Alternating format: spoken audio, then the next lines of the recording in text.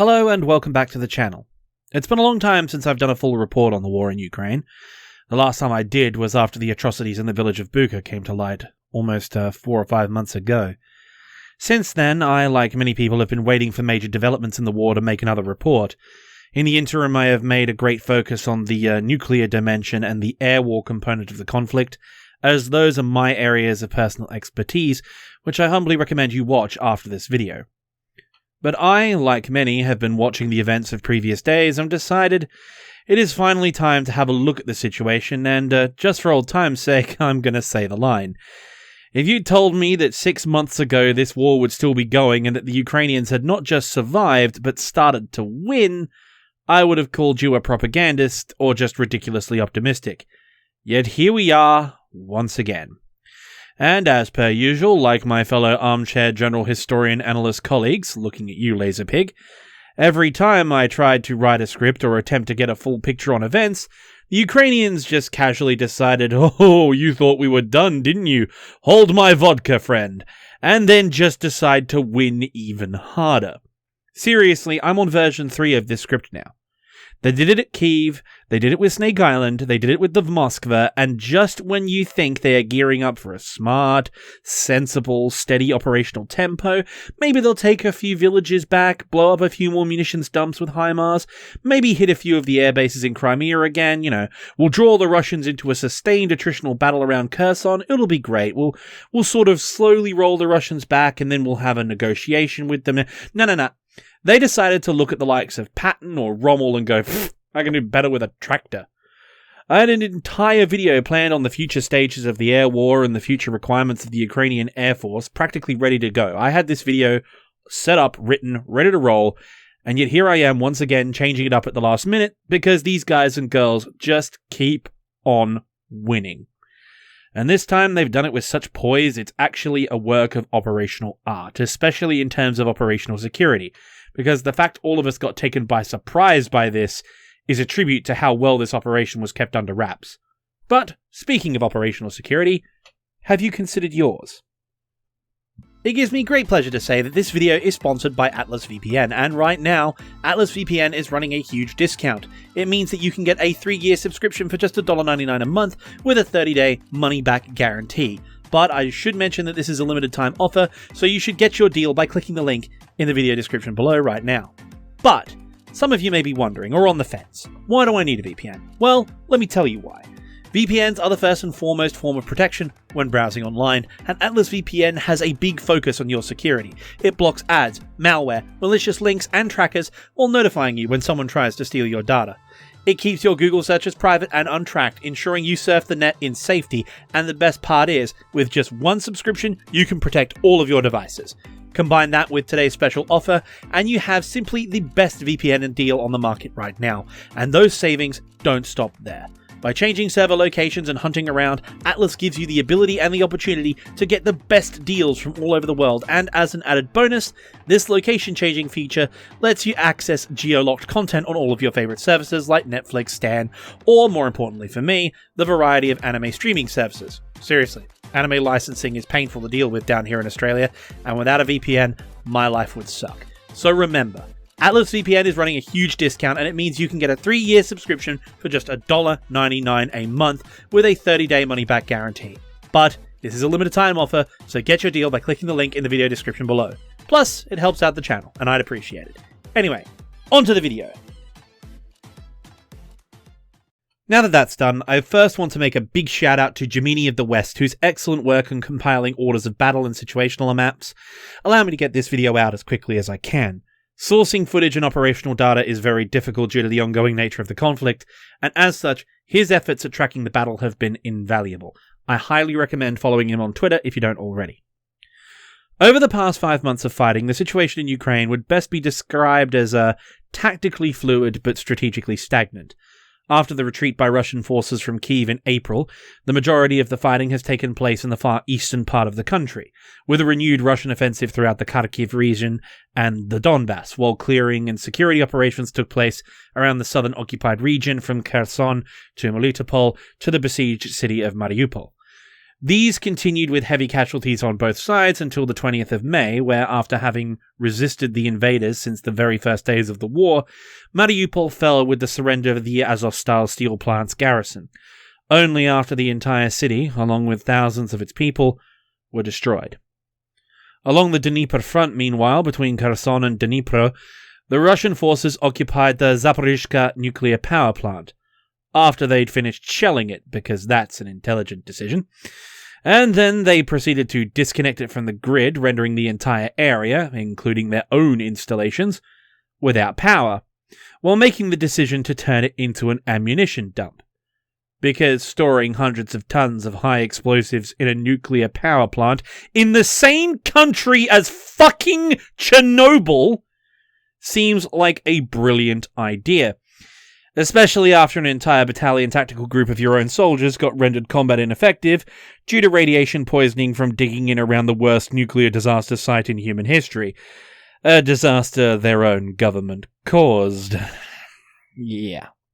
Although, in all fairness, the Ukrainians have been using alleged, quotation marks, NATO satellite data, drone reconnaissance, and the ever-so-rare occurrence of critical thinking after watching uncamouflaged timetable troop movements and truck convoys going from the exact same place over and over again.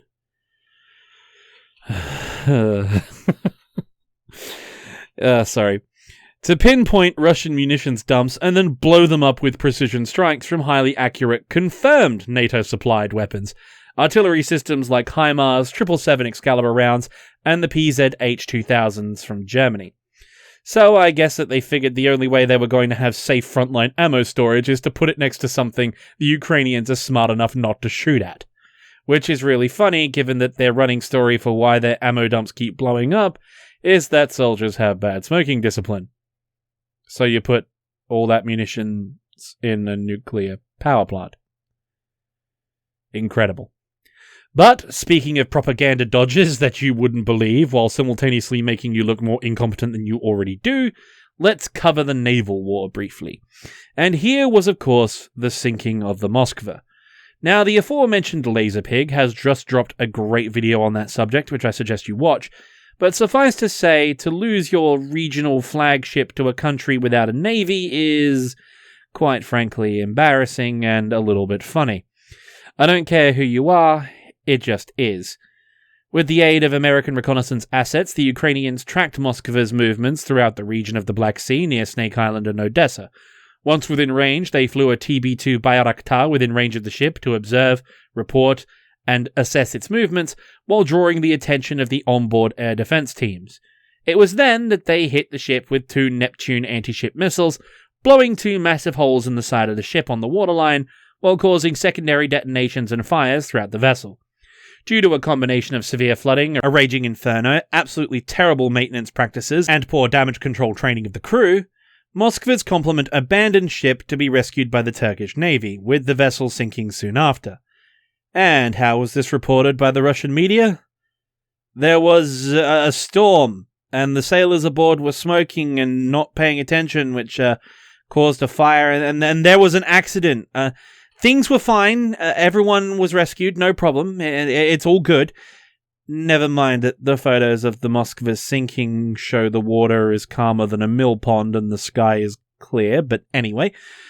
The Russians also lost 2 landing ships after being hit while delivering supplies to the then ongoing siege of Mariupol, as well as a number of smaller patrol vessels maintaining the ongoing blockade of the Ukrainian coastline near Odessa. These losses have rendered any possibility of a major amphibious operation in southern Ukraine impossible, freeing up large numbers of Ukrainian troops to support their operations against Kherson. That said, Black Sea Fleet out of Sevastopol is still maintaining a large presence and poses a continuous threat with their cruise missiles while blockading Ukraine from neutral shipping, heavily damaging one of Ukraine's most vital commercial sectors. This has resulted in the Russians firing on vessels not involved in the conflict and even vessels belonging to NATO nations such as Romania.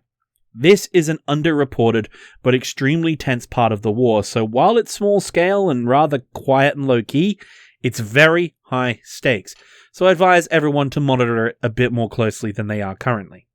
Moving over to the air war, throughout this period, air operations on both sides retained their tempo, which is to say both sides flew limited ground attack sorties against frontline troops while maintaining a combat air patrol over their secured airspace. Both Ukraine and Russia have firmly established their integrated air defense systems, with medium to long-range SAMs posing an ever-present and deadly threat to aircraft. While the ridiculous oversaturation of MANPADS, Man-Portable Air Defense Systems, or Stingers, has made direct helicopter close air support nearly impossible, resulting in both sides resorting to an older Soviet contingency procedure, using their unguarded rocket pods as indirect fire weapons akin to the BM-21 Grad MLRS system, achieving the effect by gaining speed and then raising the angle of attack to achieve a ballistic trajectory. The accuracy of such a tactic is, as one can surmise, rather questionable, but both the Ukrainians and the Russians have decided that accuracy by volume is the best solution to that issue while preserving the lives of their pilots. Russia has continued that trend with their cruise missile offensive that has formed the backbone of their ongoing air campaign since their horrific air casualties earlier in the war. Ship-launched and air-launched cruise missiles remain the most significant ongoing threat to the Ukrainian air defense, and although their S-300 systems have done magnificent work, the number and frequency of the attacks has done significant damage to the Ukrainian infrastructure and hampers efforts of the Ukrainian Air Force to replenish and further expand their capabilities. I will cover this in a dedicated video at a later date, but overall, the air campaign is still one of area denial. Russian cruise missile volleys of dubious and sometimes embarrassing accuracy, and pilots setting out to win the ongoing internet contest since, the late 90s, of how low you can go, and they're pretty much trying to win it for all time, especially the Ukrainian helicopter drivers. Though the Ukrainians have started making their way back into the air superiority game after the introduction of the AGM-88 HARM, and that's given them a seed capability, which they've used to demolish a number of Russian SAM radars. But their lack of numbers has prevented a more aggressive air offensive, and so, with the naval and air situations, it's basically status quo ante for the most part. That leaves the main front of the war for the past several months: the ongoing campaign in the Donbass region and Ukrainian operations around Kherson. From the outset of the war, Russia's primary casus belli was the need to defend the separatist regions of the Donbass against Ukrainian aggression. Now, we can all see, and indeed smell, the legitimacy of that claim, but politically that makes the Donbass region crucial to Russia's strategic position in the region. Furthermore, it represents the only major theatre of operations the Russians can maintain an offensive in, given their failure to take Kyiv and Sumy in the opening phase of the invasion, along with the ongoing logistics and communications crises they have suffered throughout the entire campaign. Without close access to major infrastructure in Russia's border regions and the systems they've built up in the separatist republics since 2014, the logistical reach of the Russian armed forces has been demonstrated to be rather lacking, which is further exacerbated by the insane losses of transport assets, both wheeled and tracked, due to drone strikes, resistance activity, stuff captured by the Ukrainians when their positions are overrun, and overall wear and tear due to the lack of spares and the genius idea to invade the country during the mud season. We are seeing civilian transport heavily augmenting their logistics chain, as well as them pulling out their really old vehicles from storage, though we have started to see imports from some of the other former Soviet states and China. Communications, meanwhile... If you've watched my previous videos, you know how I feel about the Russian communication systems, and I'm delighted, well, not exactly delighted, but my sanity is happy to report that they've gotten a bit better. Sort of. It's still garbage, but at least they are encrypting their high-level communications now. But lower-level communications are still intercepted regularly, and exchanges between Russian and Ukrainian troops on open networks are still frequent, with appropriate levels of trolling taking place. Entire frequencies have been jammed by playing obnoxiously loud Spotify playlists, and I've also heard rumours of a fart noise soundboard being used. It's a beautiful thing.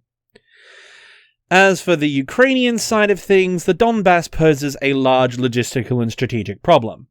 Their biggest advantage in the defense of the Dnieper River and the western region of the country, aside from the large number of natural barriers, is their close proximity to their strategic interior and logistics hubs. By extension, this also includes the major ports and railway terminals in both Poland and Romania, allowing for the massive amount of NATO aid, and I do mean massive, to flow into the country.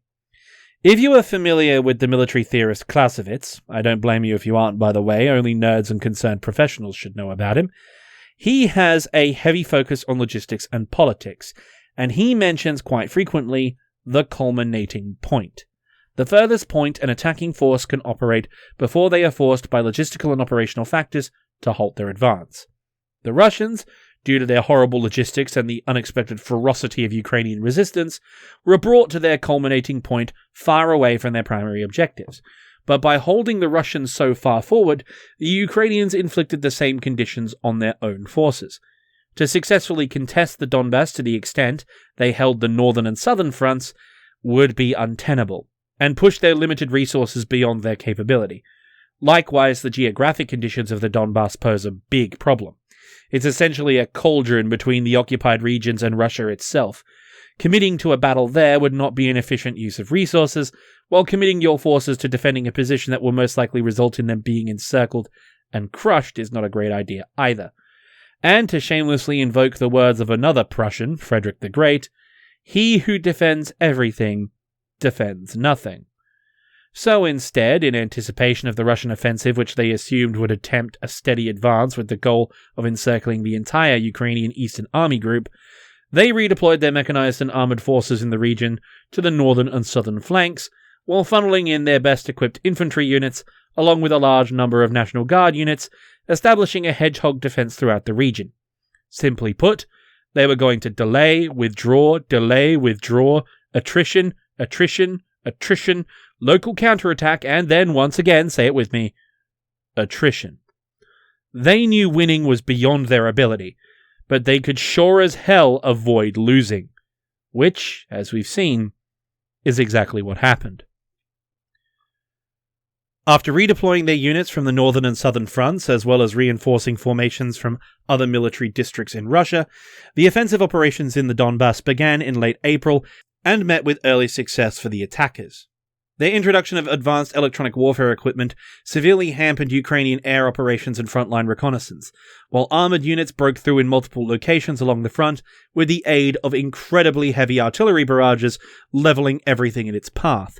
Some munitions expenditure figures have it at 10,000 shells and rockets a day, to the extent that recently Russia has been confirmed to be importing ammunition from China, Iran, and North Korea. No, I'm not kidding. North Korea. I'd be dubious about the quality of those shells if I were you. Not sure I'd want to be a Russian gun crew right now, but anyway. This, of course, has led to horrendous casualties among the civilian population, with wounded and killed in the thousands. While Russian forces made great gains throughout the Donetsk region, particularly around the Popasna region, the Russians, after this initial success, suddenly slowed to a steady crawl. One village or town every few days, at a cost in men and materiel not in keeping with investment. Ukrainian casualties were also very heavy, but their sacrifices were having the desired effect. Russian troops had to clear every building, every shed, every hedge, every bush. Russian forces outnumbered the Ukrainian defenders 3-1. Local air superiority had been achieved. They were gaining ground, but the defenders were managing to delay them long enough that it put them under immense logistical strain. All they needed was one decisive stand to throw the entire operation off balance. That came when the Ukrainians halted them at the Donets River from the 5th of May to the 13th of May, when the Russians set up a pontoon bridge, crossed it, and then once they were across, the Ukrainians blew up the bridge with one unit isolated on their side, and killed them all.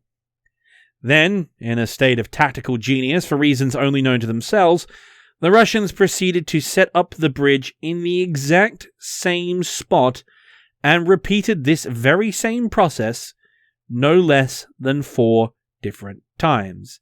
They rebuilt the bridge, crossed it, the Ukrainians blew it up, killed all the people who came across to their side, and then waited for the Russians to do it again. By the time they ceased operations, the Russians had lost 480 to 500 men and 80 armoured vehicles, with minimal casualties to the Ukrainian side. And this trend continued throughout the entire area of operations, with the Russians taking heavy losses for only minimal gains of ground. However, due to the redeployment of the heavy forces, attrition, and the need to avoid encirclement, the Ukrainians steadily fell back during this process, until eventually the Russians once again begun making breakthroughs and began seizing territory consistently throughout the month of June, taking the major cities of Sverdlovsk and Lysychansk. Lysychansk, in the process, after failed Ukrainian local counterattacks. After achieving these successes, however, they once again ran into a solid wall of now very angry Ukrainians, which ultimately ended up stalling their advance with heavy attrition to artillery strikes and contested river crossings. This resulted in an operational pause from the 4th of July to the 16th of July to reorganize, regroup, and prepare for further operations. Once operations resumed, however, it became clear that the pause had given the Ukrainians time to establish a defense in depth around the major likely axes of advance throughout the region. At that time, roughly 55% of Donetsk Oblast was under Russian or separatist control. Since then, the lines have only moved slightly, with Russian forces making very slow but steady gains against fierce Ukrainian opposition throughout the Donbass region. At least that was what was happening until this week. Because this week it was the Ukrainians who chose violence. Extreme violence. Throughout the entire Donbass campaign, there was a widespread speculation that the Ukrainians were preparing a counteroffensive to retake the city of Kherson in the south, and most military observers, both in the West and Russia, agreed that if the Ukrainians were going to launch one, this is where they should attempt it, and for very good reason. Harkening back to what I said earlier about Clausewitz and the culmination point, Kherson is much closer to the Ukrainian lines of supply and communication. The NATO aid that has been going into Ukraine has had a significant effect in the region, giving the Ukrainians plenty of heavy artillery, armoured vehicles, UAVs, and other useful equipment, which they've used to degrade the defences in the southern region dramatically. What was thought to be an attack-em strike by Ukrainian MLRS forces inflicted heavy damage to one of the major operational air bases supporting the Kherson region from Crimea, destroying a number of aircraft and seriously undermining Russian morale. Russian munitions depots were located and annihilated, while evacuation orders were disseminated extensively throughout the area due to an expected increase in the intensity of the fighting. The weather is good. The last gasps of summer as winter approaches, allowing them to make rapid gains and then fortify, forcing the Russians to counter during the mud season and then winter. The terrain is conducive to sweeping maneuvers, meaning the heavy reserves they have been building up since the Battle of Kyiv could be put into action very effectively. Operational security and communications blackouts were ordered for everyone, including content creators like me and the rest of my NAFO comrades, who were asked not to discuss or talk about Ukrainian troop movements if we knew anything about them. An offensive on Kherson made sense. Every book on military strategy says it makes sense. Every supporting statistic and data set we had available confirms that Kherson was the likely target for an offensive. And most vitally of all, politically, it makes the most sense. Kherson is the largest and most influential city taken by the Russians during this war. Beyond it lies Crimea, the symbol of Russian oppression in Ukraine, having laid the seeds for this war almost a decade ago. Retaking Kherson and advancing on Crimea would make the most symbolic statement possible on the course of this war. But the problem with launching operations like this is that an obvious target is obvious to both sides. The Russians, harkening back to the Battle of Kursk, Operation Citadel, looked at the map and drew the same conclusion everyone else did. If they were going to be hit anywhere, Kherson is where it would be. And so the Russians redeployed all of their reserves and their remaining Class A units to the southern front and Crimea in preparation for the assault. The Russian 49th Combined Arms Army was heavily reinforced with over several thousand men, along with their equipment. Russian air sorties in the region, though heavily degraded, escalated the number of cruise missile attacks on the area. Ukrainian troops at the same time began probing attacks across the front line, looking for weaknesses they could exploit. This resulted in the liberation of a number of smaller towns, while intense small unit actions broke out in several areas.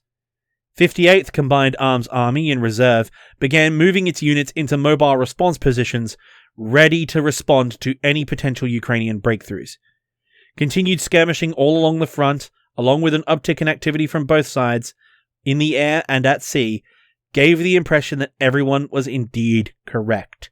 Ukraine was ready to launch a counteroffensive. And on the 29th of August, it began.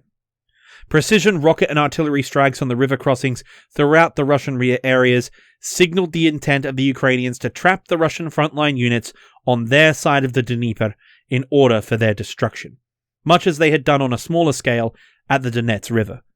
This was in coordination with the largest number of ground attack sorties flown by the Ukrainian Air Force since the beginning of the war in February. Large-scale armoured formations from the Ukrainian 63rd, 14th and 28th Mechanized Brigade began the offensive operations against Russian defences. The Russians immediately set about repairing the river crossings in order to reinforce their frontline units, and then threw as much fire support into the region as possible. The fighting was and currently is intense, with the Ukrainians liberating a number of settlements on the first day and making rather respectable gains. But this did not last long. The Russians, having expected the move, had repaired the bridges by September 2nd and begun flooding the area with reinforcements. Ukrainian and Russian armoured units clashed, with casualties escalating on both sides. The battle, much like the one at Kursk almost 80 years ago, had turned into a contest of attrition and will. Several Ukrainian attacks were repulsed, while the Russians were able to launch local counterattacks. The strategic reserves had made the difference, and now they were in a conventional stand-up fight, something which, despite all their flaws, the Russians actually know how to do. This was the battle they'd trained for, the battle they always wanted to fight, a set-piece showdown with the enemy on the open fields of southern Europe. This is exactly the kind of battle that they had trained for and prepared for in this campaign. However, there were a number of problems. First, with the loss of the Black Sea Fleet's amphibious threat, the Ukrainians had amassed a large force in the region, as I said before, which is probably where they got all their reserves for this campaign. And with the influx of advanced NATO artillery, they would actually be able to grind down the 49th and the 58th armies, and even potentially succeed in trapping them on the western bank of the Dnieper. Unless more troops arrived from Russia, or they weakened forces in other sectors still further, they would probably be forced to withdraw. Second, almost all the fire support currently available to the Russians was being directed here, and munitions usage is high. With the amount of ordnance they are throwing at the situation, they'll run out fast, worsening their already tenuous logistical situation. It would be hard to keep this fight up. And third, and the most worrying part, up to this point, the Ukrainians had been defying expectations at every turn, pulling sneaky tricks, waging guerrilla war. They were fighting the war they knew the Russians couldn't fight. So why are they suddenly doing exactly what they are expected to do? Why are they doing what we want them to do? Critical thinking here. And on September 6th, 2022, in the early morning around Kharkiv, the answer to those questions became clear. While the Russians had thought they were fighting the Battle of Kursk, it turns out they were actually fighting Operation Bagration. Only this time they were on the wrong side, and they were the ones who fell for Maskerovka. It's a tale as old as time. If the magician is asking you to focus on his left hand, always keep an eye on his right. In 1944, the Wehrmacht had concentrated all of its forces in the south of their front in preparation for the Soviet summer offensive. They expected the Soviets to try and liberate Ukraine. Instead, they smashed into and destroyed Army Group Center. In 2022, the Russians made the same mistake. As Ukrainian 3rd Tank Brigade, 92nd and 93rd Mechanized, the entirety of Ukraine's air assault units, and the entire elite task force Kraken, having slowly assembled throughout August, smashed into the Russian positions east of Kharkiv and north of Izium, taking the invaders completely by surprise. From the 6th of September to the 10th of September, Ukraine liberated over 1,000 square kilometers, or 400 square miles of territory, and liberated the two major cities of both Izium and Kupiansk, while capturing thousands of pieces of military equipment of all types from the Russians, entire vehicle parks, tanks, armored personnel carriers, self-propelled guns, fully stocked munitions dumps, and word is still filtering in, but it may also be several hundred to 1,000 POWs, including several senior officers captured in an encirclement. And in a final and ironic humiliation, the operational battle map of this campaign mirrors that of Operation Frederikus, the Second Battle of Kharkov during World War II, where Wehrmacht forces intercepted a Soviet offensive and then launched a counterattack which wiped out an entire Soviet army group, generating the darkly comedic observation that only the Russians, of all people, could fight the exact same battle they fought before and still lose. By the time of this script's writing, the Ukrainians have liberated all the territory taken by Russia in the Kharkiv region and have dug in on the Russian border up to the Oskil River, with President Zelensky claiming that over 6,000 square kilometers of Ukraine has been liberated across both of the offensives in the past 2 weeks, in one of the most stunningly brilliant counterstrokes seen in recent military history. So the question is, what now? Well, the days ahead are hard to comment on. The offensive towards Kherson is still ongoing, and I imagine with the collapse of Russian troops in the northern Donbass, many of the reserves in place to halt the Ukrainians in the south will have to be used to shore up the other sectors of the front now at risk. There are currently reports that Russian units on the western bank of the river near Kherson are currently negotiating terms of surrender, but that is only a rumour at the time of writing and recording. Ukrainian forces are suffering heavy losses, but they are taking back their home one township at a time. Missile strikes on Russian airfields and bases continue, with reports on strikes against Melitopol as Ukrainian Air Force units up their sorties. But there are still a number of causes for alarm. The Ukrainian offensive has shocked the Russian people and the Russian establishment. The Russian media is, of course, in copium overdrive, and the head of the Russian Communist Party, of all people, is now calling for an official declaration of war in response, as there is now wider opinion that this is actually a proper war, who would have thought, and that the security of the Russian state is now in danger. Likewise, the governor of the border regions near Ukraine is recommending Russian residents evacuate from fear of a Ukrainian invasion in an act of retribution. And this is concerning. The Ukrainians would never be so stupid enough to invade Russia. It would escalate things way out of control and lose them a good amount of political capital and international goodwill. But it wouldn't be the first time in history that a fascist dictatorship has dressed in the enemy's uniforms and shot their own people to start a war. Google the Gleiwitz incident. Putin may very well use this situation, or even stage a false flag attack in order to give him the political justification to fully mobilize the Russian Federation. He's done it before with Chechnya, and that is something which will almost certainly escalate things out of control in Europe. Next, there is Russian crimes against humanity. We will almost certainly start seeing evidence of Russian crimes against the civilian population in occupied areas, just as was found in the retreat from Kyiv several months ago. Though there are confirmed reports of abductions by the Russian state throughout the occupied regions, notably of at least 2,000 children who were forcibly resettled in Russia in institutions with no records being kept of the move. Most likely they are undergoing Russification. While a large number of people were removed by the Russians from around Kharkiv in recent days. As with all things when reporting on this war, the full facts are unclear on this, but the barbarity of it is patently obvious. As someone who lives in a country still dealing with the forced abduction of people to erase their culture, the actions of the Russian invaders sicken me to my very core, and the people responsible need to be rounded up and tried for their complicity in it. But regardless of all that I've said here, regardless of the future, regardless of the theories and the armchair generaling, regardless of everything going on, we can talk about whether it's a trap, whether it's part of Putin's grand plan, whether the Ukrainians are getting cocky, whether things are going too well, maybe it's a crisis, maybe it's a trap. We can all shut up. None of that matters. To me, in my opinion, there is really only one takeaway from this situation that actually matters. And it comes from the footage I've seen of villagers who have suffered 6 months of Russian occupation.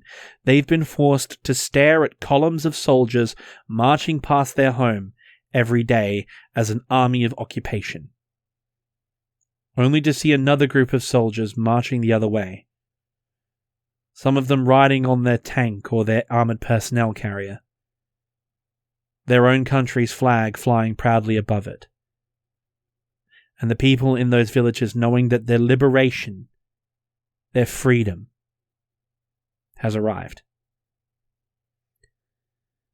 That's what matters about this counteroffensive. We can discuss the minutiae all we like, but that's what matters. Ukrainians that were under subjugation before are once again free. The Ukrainians have taken the next step, and we must step with them. It's up to all of us here in the free world to spread awareness, to report the truth, to fight the Russian bots, and ensure our political leaders continue to provide the Ukrainians with the equipment and the support they need. But it's still important to acknowledge that beyond any doubt, the Ukrainians have taken the very first step on the road to victory. Slava Ukraine. See you next time.